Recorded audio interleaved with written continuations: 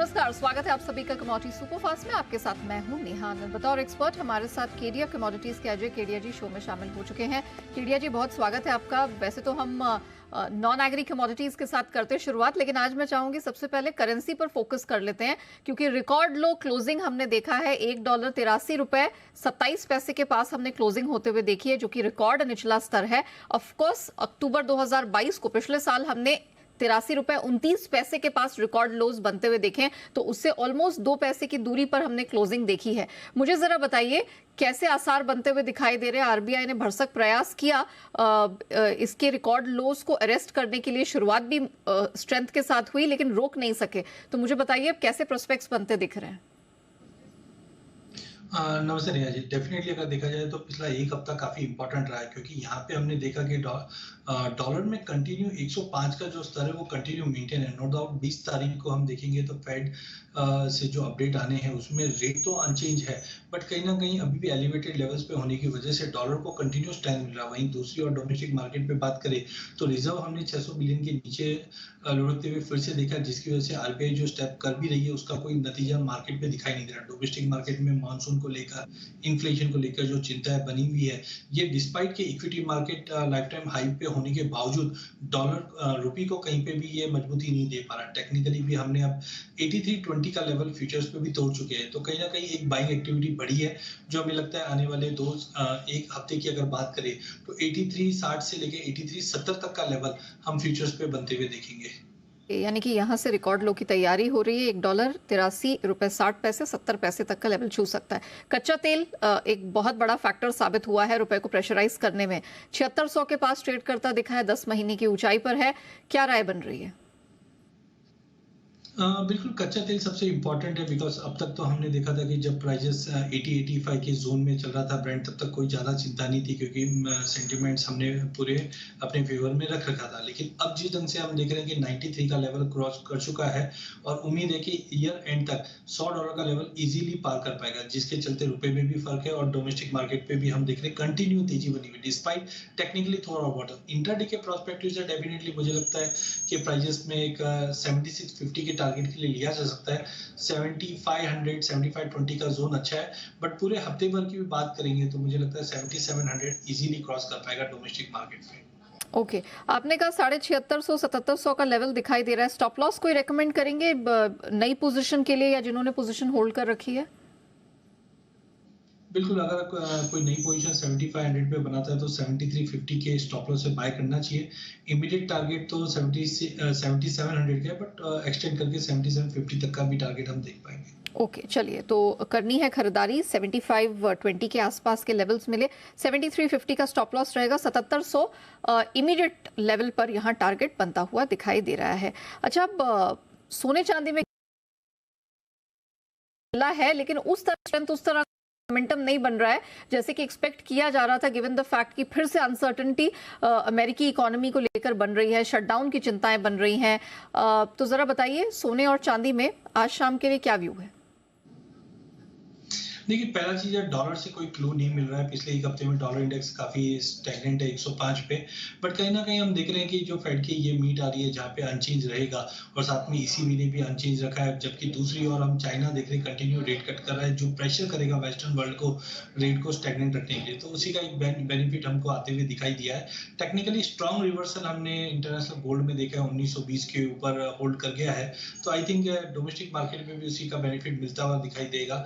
तो ओवरऑल मुझे लगता है गोल्ड को 59,100 पे लेके चलना चाहिए। 58,850 का स्टॉप लॉस रखिए। 59,500 का टारगेट हम गोल्ड में देख पाएंगे। वहीं अगर चांदी की अगर बात करें तो कॉपर में हमने एकाएक पिछले हफ्ते में बड़ा जंप देखा है, करीबन 720 से 740 का, जिसका मतलब है चाइना ने जो स्टेप्स लिए हैं वो अब बेस मेटल को सपोर्ट कर रहे हैं। और उसी के तौर पे हमने चांदी में शुक्रवार के सेशन में अच्छी तेजी भी देखी है। तो आज के सेशन के लिए भी मुझे लगता है कि चांदी में एक बाइंग साइड ही रहना चाहिए, जहाँ पे हम 72,300 पे बाय कर सकते हैं। 71,900 के स्टॉप लॉस से इमीडिएट टारगेट 73,000 का है, बट ओवरऑल 73,500 के भी लेवल ये वीक में देखने मिल जाएंगे। सिंस आपने कॉपर का जिक्र किया, पिछला हफ्ता काफी अच्छा साबित हुआ है मेटल्स के लिए, खासतौर से कॉपर और जिंक के लिए। तो क्या इन्हीं दो मेटल्स पे रखनी है नजर, या फिर कोई और भी मेटल्स रेडार पर है? बिल्कुल नहीं, ऐसे पूरे बेस मेटल में 4 आइटम है, लेकिन हम अगर देखें तो कॉपर सबसे ज़्यादा लीड कर रहा है, फिर जिंक कर रहा है और फिर एल्यूमीनियम। तो सबसे पहले कॉपर की अगर हम बात करें तो मुझे लगता है कि 740 741 ज़ोन काफ़ी इंपॉर्टेंट हो गया। पिछले हफ्ते में भी जब हमने तेज़ी देखी थी तो 721 741 के ऊपर सस्टेन नहीं कर पाया। बट जो स्टेप्स गवर्नमेंट ने लिए हैं चाइना में वो सपोर्टिंग है। उसी को देखते हुए हम 733 पे ले सकते हैं 728 के स्टॉप लॉस से। 742 का टारगेट रहेगा कॉपर के लिए। वहीं जिंक के अंदर हमने जो रिसेंट गिरावट भी देखी थी सितंबर फर्स्ट वीक में, उसमें जिंक ज्यादा पार्टिसिपेट करता हुआ नहीं दिखाई दिया। इनफैक्ट पिछले हफ्ते हमने 28 का लेवल रिगेन कर लिया था। तो आई थिंक यहाँ पे भी एक बाइंग बनती है जो 223.50 पे बाई किया जा सकता है 220.50 के स्टॉप लॉस से 227.50 तक के टारगेट के लिए।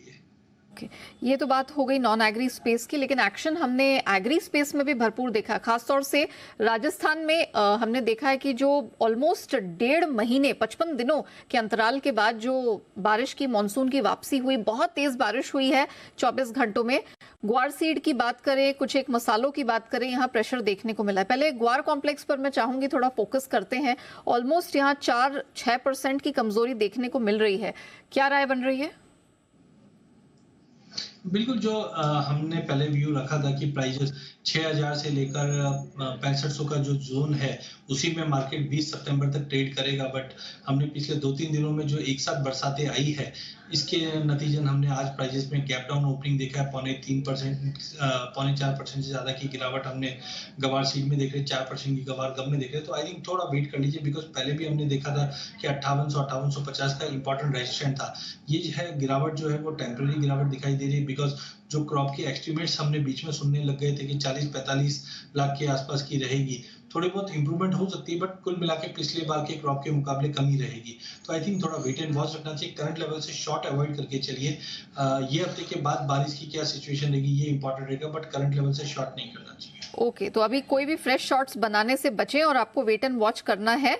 अभी जो बारिश आई है वो एक निर्णायक बारिश शायद ना साबित हो, हफ्ते भर वेट करिए, उसके बाद कोई रणनीति अपनानी। जीरा में क्या व्यू होगा? पूरा मसालों का पैक हमने देखा है कि इस पूरे साल काफी धमाकेदार रहा है। आज हमने देखा 1900 रुपीज तक का करेक्शन यहाँ दिख रहा है, गिरावट है 60,000 के नीचे। क्या ये अक्यूमुलेशन का लेवल है या यहाँ पर भी वेट एंड वॉच? बिल्कुल नहीं जी, मुझे लगता है कि जैसे पिछले 2-3 दिनों में वर्ल्ड स्पाइस कांग्रेस में मैं भी गया था, तो वहाँ पे हमने देखा कि जो सेंटीमेंट है वो जीरे के लिए काफ़ी स्ट्रांग है। टाइमिंग मार्केट में करेक्शन ड्यू था, बिकॉज़ सितंबर के पहले हफ्ते में हमने एक बड़ा जंप भी आते हुए देखा है। तो कुल मिला के शॉर्ट टर्म में वोलेटिलिटी कंटिन्यू मेंटेन है, बट अगर हम यहाँ से 3 से 4 महीने का व्यू देखते हैं, तो हमें लगता है प्राइसेस में भी एक नया हाई बनते हुए दिखाई देगा। तो टेम्परेरी मार्केट में जो गिरावट है वो मुझे लगता है 59-500 के ज़ोन में जाके रुकनी चाहिए। वहाँ पे फ्रेश बाइंग करना चाहिए 59,500 पे 58,000 के स्टॉप लॉस से। अगले हफ्ते भर का अगर व्यू लेके चले तो मुझे लगता है 62,500 का लेवल वापस जीरे में आते हुआ दिखाई देगा। कोई फंडामेंटली कोई बड़ा वीकनेस नहीं है। जो रिसेंट में जंप आया था उसका एक प्रॉफिट बुकिंग है, but long term view physical market के हिसाब से भी देखा जाए तो काफी स्ट्रांग रहने की उम्मीद है। तो जीरा रहेगा फर्म, फंडामेंटल्स तगड़े हैं, कोई भी डिप कोई भी करेक्शन आपके लिए इनफैक्ट एक्यूमुलेशन का खरीद का मौका होगा। हल्दी में भी यही व्यू बन रहा है, क्योंकि इस समय मैं देख रही हूँ दिसंबर कॉन्ट्रैक्ट 250 रुपए ऊपर, और क्या टर्मरिक में, धनिया में इसी प्रकार का व्यू बन रहा है? देखिए, टर्मरिक और धनिया दोनों में थोड़े से फंडामेंटल डिफरेंट है। जहाँ पे हल्दी में हमने देखा कि हमारा मानना था कि 28 से 30% का स्विंग में ड्रॉप रहेगा, बट फिजिकल प्लेयर जो वर्ल्ड स्पाइस कांग्रेस में आए थे उनका मानना है कि करीबन 35-40% की स्विंग में ड्रॉप है, जिसके चलते हम बिना कोई करेक्शन के, जो हमने अगस्त एंड में एक करेक्शन देखा था 13,500 के लगभग, बिना करेक्शन के मार्केट वन साइड चला है। तो आई थिंक थोड़ा भी डीप में लेके चलिए, फंडामेंटल एक्सट्रीमली स्ट्रांग है। जहाँ पे हल्दी में मुझे लगता है कि 15,000 के ड्रॉप पे लेके चलिए, 14,400 के स्टॉप लॉस से। इमीडिएट टारगेट 16,800 से 17,200 के जोन में रहेगा। वहीं अगर धनिया की बात करें तो धनिया में हमें एफईडी का माल काफी बाकी है आना मार्केट में। इंपोर्टेड धनिया की भी गुदगुदाहट हमने इस एग्जीबिशन में आते हुए सुनते हुए देखी है। तो मुझे लगता है कि धनिया थोड़ा हायर साइड पे प्राइसेस कैप रखेगा, इजीली 7300 7350 अभी नहीं तोड़ेगा, it will take time. Timing मुझे लगता है प्राइसेस 7,000 का लेवल फिर से दिखा देगा। तो धनिया में 7,200 पे बेच के चलिए, 7,320 का स्टॉप लॉस रखिए, 7,000 से 7,050 तक के टारगेट। टेम्पररी गिरावट है, बट लॉन्ग टर्म में अभी भी पूरे मसाले पैक में तेजी है। सालों का जो पैक है वो यहाँ पर अच्छा तड़के, तेजी के तड़के के लिए तैयार है। कोई भी करेक्शन आ रहा है वो टेम्पररी है, कोई फ्रेश शॉट्स मत करिए। कोई भी डिप, कोई भी करेक्शन, फॉर दैट एग्जांपल धनिये में ही जैसे कि केडिया साहब ने कहा, और करेक्शन आएगा तो वो एक्यूमुलेशन का मौका होगा, कुछ और पोजीशंस होल्ड करने का मौका होगा। Ajay ji, thank you so much. It's always a pleasure speaking with you, हमारे दर्शकों को बताने के लिए कि किन किन कमोडिटीज में, ऑफ कोर्स करेंसी मार्केट में क्या रणनीति अपनानी है। कमोडिटीज सुपरफास्ट को हम यही रैप अप करते हैं, लेकिन आपको बने रहना है जी बिजनेस के साथ, क्योंकि ब्रेक के उस पार आपके लिए लेकर आएंगे न्यूज लाइव। नमस्कार।